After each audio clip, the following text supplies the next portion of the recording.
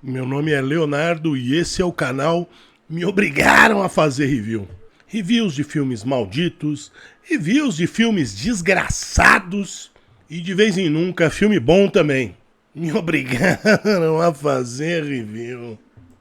E mais um pedido do Lorde Empíricos, Os Inocentes, de 1961, que na verdade é uma adaptação da história A Volta do Parafuso do Henry James.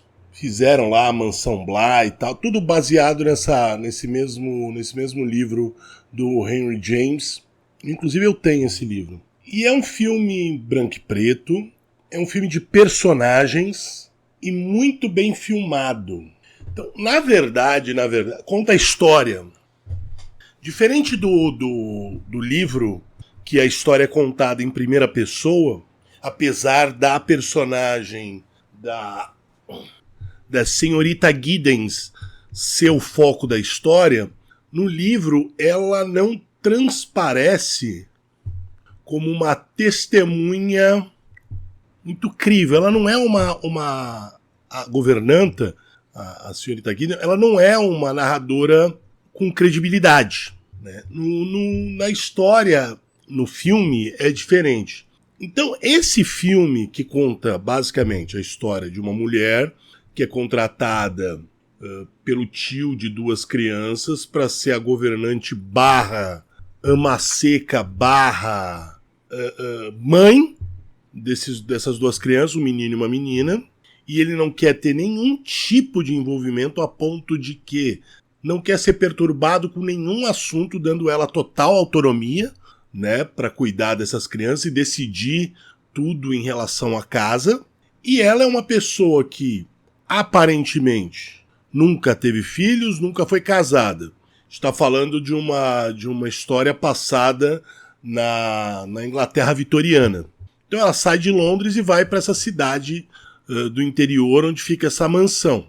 Lá ela conhece as duas crianças que são extremamente precoces, né, o menino e a menina. E a que governanta, entre aspas, porque ela é mais uma empregada mesmo da casa, analfabeta e tudo mais. Então começam a acontecer coisas estranhas, ela vai notando que as crianças são precoces, são um pouco diferentes, e ela vai atendendo à vontade dessas crianças. E aí começa a ter visões, e aí a história muda para uma história de fantasma. Mas aí que tá a pegadinha. Essa história, ela pode ser vista sob dois prismas. Você pode ver essa história pelo ponto de vista psicológico ou pelo ponto de vista de filme de terror. Mesmo com o final da história, você consegue analisar dessas duas formas. Então, vendo como uma história de terror, a senhorita Giddens, ela começa a perceber esses seres, e a descrição dela é bem interessante. É secreto, sussurrante e indecente. Então a casa ela é assombrada pelas almas do Peter Quinn, que tinha o trabalho dela antes, só que era um bêbado, uma pessoa má, assim, má. E da senhorita Jessel, que também foi governanta na casa. Mas no quem tomava as decisões no caso era o Quint. E ele seduziu essa governanta.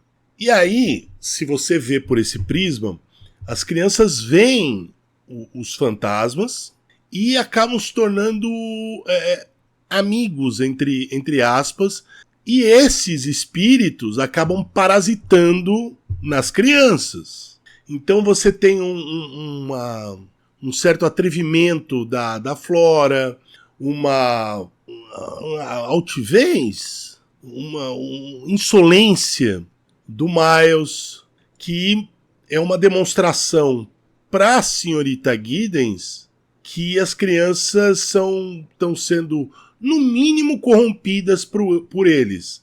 Mas ela acha que, na verdade, elas estão sendo possuídas por eles.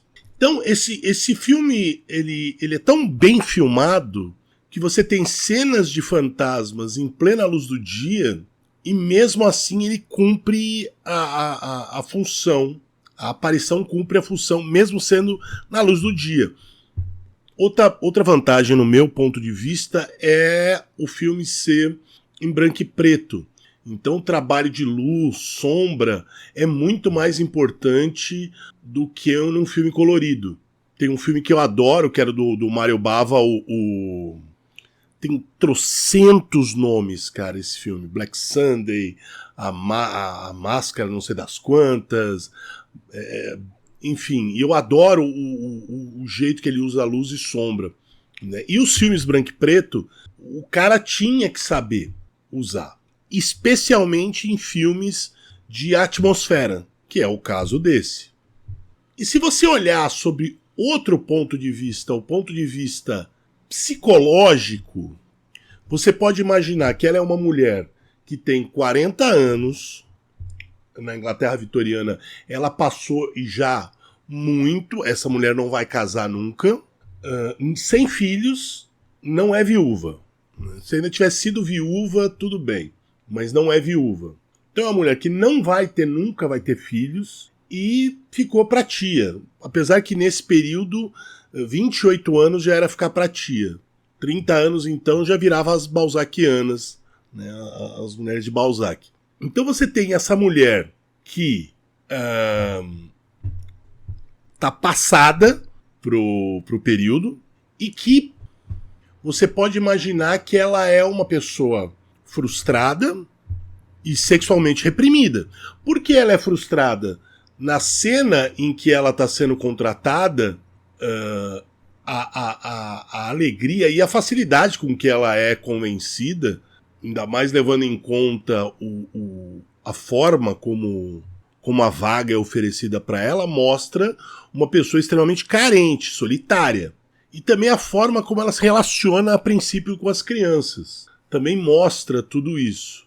E aí a gente pode ver algumas coisas. Ela é a narradora.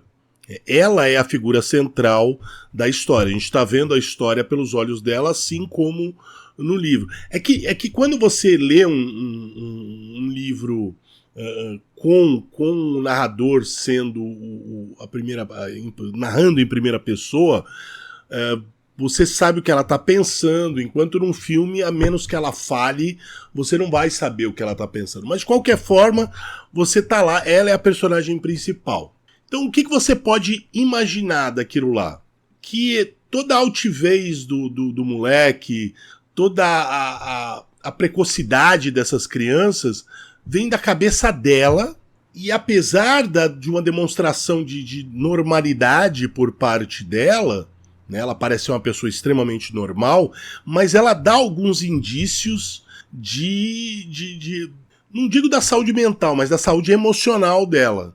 O apego que ela tem por duas crianças completamente desconhecidas, a forma como ela atende à vontade de todas as crianças, das duas crianças, desculpa, ela não se impõe em nenhum momento ela se impõe, ela não se impõe nem para os criados da casa. E ela ali é a chefe, né, da casa.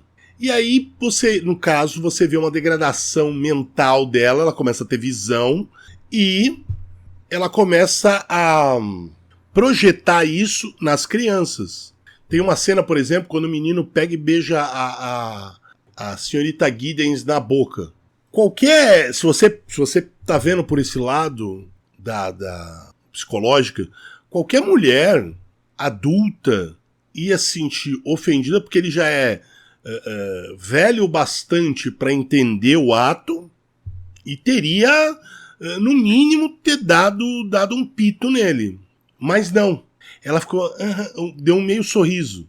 E isso pode ser, na verdade, isso não ter acontecido e isso ser mais uma das visões, das alucinações da senhorita Giddens. Então, vendo por esses dois lados, mesmo o final em que ela meio que expõe o espírito para a menina e a menina fica histérica, pode ser, na verdade, ou o fantasma que se afastou e a menina tá tá se sentindo desamparada, histérica, enfim, porque na verdade ele estava se alimentando da menina, ou na verdade a reação da menina é uma reação à demência da senhorita Giddens. Enquanto o menino que morre no final, da mesma forma, esse espírito obsessor, quando sai do corpo do moleque, ele acaba falecendo, ou ela matou o menino. Num surto psicótico, ela mata a criança e pra tipo, tirar o demônio do corpo dela. Então é legal que você pode interpretar esse filme sob esses dois prismas, dessas duas formas. E o legal disso é que não importa a forma como você analise ele, a história ainda é boa. O livro é muito bom, eu recomendo a leitura. Tem na Amazon, ele não é muito caro, se eu não me engano. Eu lembro que eu comprei ele alguns anos atrás, paguei, sei lá, R$16, tá? Da Pinguim até o livro. Então, não importa o prisma que você olha, a história é boa, o filme é bom, então vale a pena. E o legal é isso, dessas duas interpretações, acaba tendo uma discussão sadia, né? Porque você pode realmente ver pelos dois prismas. E é bem legal isso. Então, se você quer que eu faça um review R$30 pelo Pix ou pelo apoio coletivo, me manda um e-mail com o título do filme. É isso aí, até a próxima.